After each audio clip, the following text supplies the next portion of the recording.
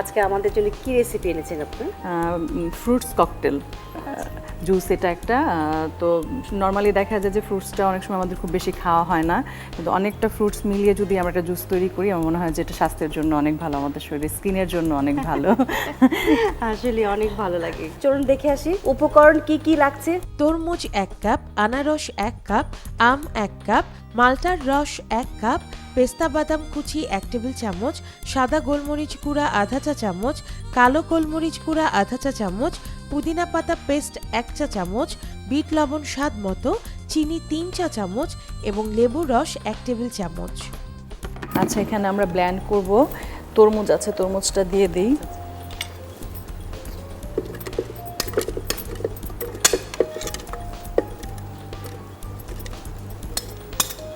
অনেক সময় না তরমুজটা অনেকে এভাবে খেতে চায় না, কিন্তু জুস করে খেলে। এখানে পাইনাপেল আছে, পাইনাপেলটা দিয়ে দিলাম। মানে সব ধরনের ফ্রুটসই দিয়ে যে কোনো ধরনের ফ্রুটস আপনি দিতে পারেন যখন যে সিজন থাকে। এখানে আম রেখেছি, আমটা দিয়ে দিলাম।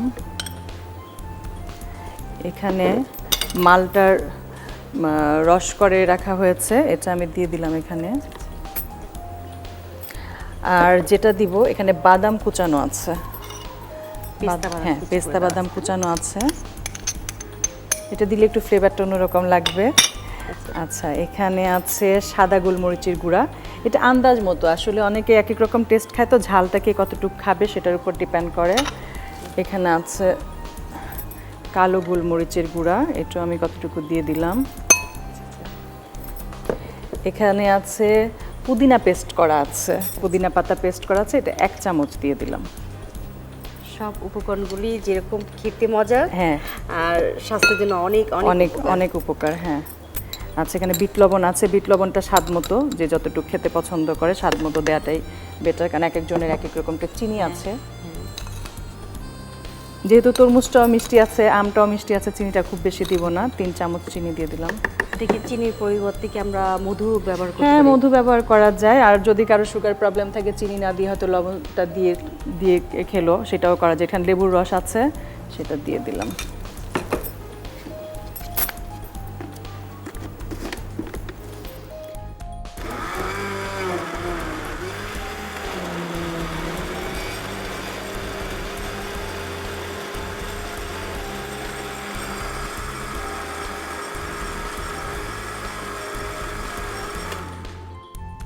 একটা গ্লাস লাগবে। হ্যাঁ, আচ্ছা, আর কি সাজিয়ে দিবেন? হ্যাঁ,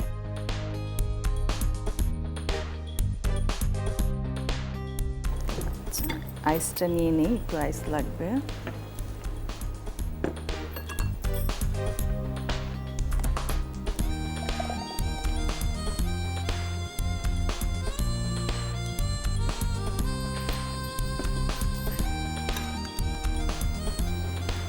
কেউ যদি বেশি ঠান্ডা খেতে চায়, ইচ্ছে করলে আইস দিয়েও ব্লেন্ড করতে পারে। একটু আইস কুচি দিয়ে দিলাম। ব্যাস। এই যে আপু, হয়ে গেছে আমার ককটেল জুস। অনেক সুন্দর হয়েছে আপু, অনেক ধন্যবাদ আপনাকে। আপনাকেও অনেক ধন্যবাদ, আর এনটিভির দর্শককে অনেক ধন্যবাদ। দর্শক, এর প্রস্তুত প্রণালীটি আরেকবার দেখে আসি চলুন। ব্লেন্ডারে তরমুজ, আনারস, আম, মালটার রস, পেস্তা বাদাম কুচি, সাদা গোলমরিচ গুঁড়া, কালো গোলমরিচ গুঁড়া, পুদিনা পাতা পেস্ট, বিট লবণ, চিনি ও লেবুর রস দিয়ে ব্লেন্ড করুন। ব্লেন্ড হয়ে গেলে সাজিয়ে পরিবেশন করুন ফ্রুটস ককটেল। প্রাণ গুঁড়া মশলা আজকের রেসিপি অনুষ্ঠানের পক্ষ থেকেই আপনার জন্য উপহার। আপনাকেও অনেক ধন্যবাদ, আর প্রাণ গুঁড়া মশলাকে অনেক অনেক ধন্যবাদ।